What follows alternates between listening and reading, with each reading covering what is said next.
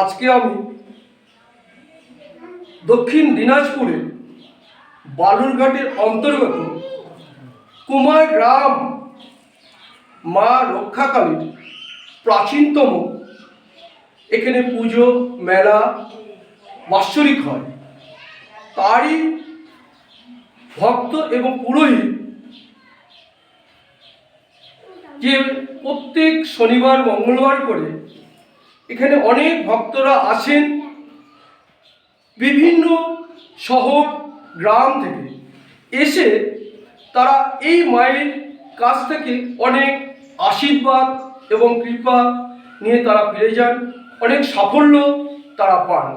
আজকে এখানকার যে মা রক্ষাকালী মন্দিরে যাকে আমরা পুরোহিত হিসাবে চিনি বা জানি, আমরা তার মুখ থেকে শুনে নেব এই মায়ের কততম বছর থেকে এই পুরোহিত এই মন্দিরে পুজো অর্চনা করছেন।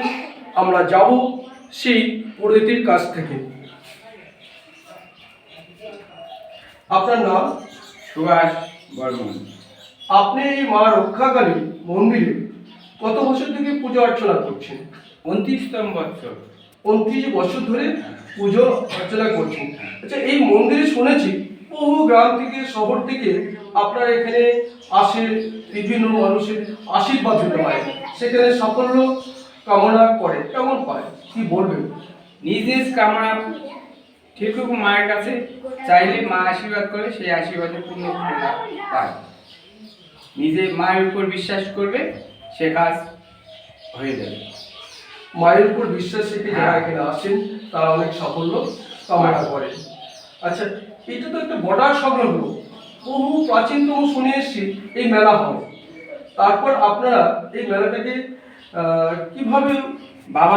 বাবা ঠাকুর দাদারা এই মাকে পুজতো, পূজার পর এই মা আমার উপর সে আদেশ করে, সেই আদেশ অনুসারে আমার 29 বছর ধরে পুজো পাঠ করতে হচ্ছে। আমরা শুনলাম পুরোহিতের কাছ থেকে তার মায়ের আদেশে 29 বছর ধরে সে পুজো অর্চনা করছেন এবং নিজের বাড়িতে স্থান দিয়েছেন মাকে। এবং এখানে একটা বাৎসরিক পুজো হয়, সে বাৎসরিক মেলা হয় 5 দিন ধরে। বিভিন্ন রকম যারা এই মায়ের ভক্ত তারা এই এসে সে 5 দিন ধরে নিরামিষ উপভোগ করে আনন্দ, বিভিন্ন রকম পুজো অর্চনা মেলাটা হয়। আজকে আমরা শুনলাম পুরোহিতের মুখ থেকে। আপনারা যারা মনে করবেন এই মন্দিরে আসার জন্য, প্রতিরাম থেকে ঠাকুরপুরা রোড কুমারগ্রাম বলে যে জায়গা আছে, কুমারগ্রাম মা রক্ষাকালী বললি মোটামুটি এলাকার মানুষ চিনে। সেই উপলক্ষে আমি আমার এই ন্যাশনাল টাইম নিউজের মাধ্যমে আপনাদের স্বাগত জানাবো। দর্শক সবাইকে নমস্কার।